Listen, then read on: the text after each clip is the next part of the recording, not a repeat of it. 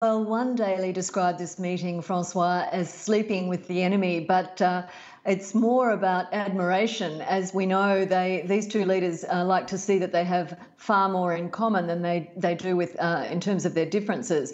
And each has described the other as a hero. They line up very strongly, as we know, with their hardline immigration stance. So today they were talking about border security and blocking migrant arrivals in Europe, also talking about budget constraints and EU conventions. And it seems that these two leaders are more likely to work together in the lead up to the European elections in 2019, perhaps forge a particularly strong alliance and challenge some of the parties inside the European People's Party, the largest party inside the parliament, of which Orban's party is a member.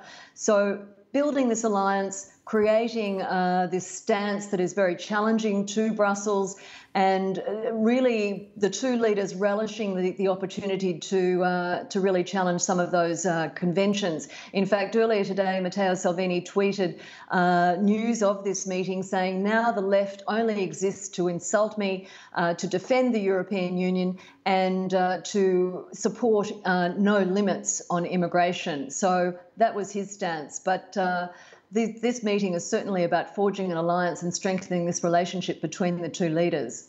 Like-minded, you say, Josephine, but let's think about this a second. Matteo Salvini's strongest talking point is the fact that there's a lack of European solidarity when it comes to taking in refugees. Hungary is refusing to take any of them in. Yes, you would think that Hungary would be in the firing line, but instead he's adopting this disruptive approach to channel, Donald Trump, if you like, seeing an opportunity for these leaders to challenge the conventional thinking in Brussels.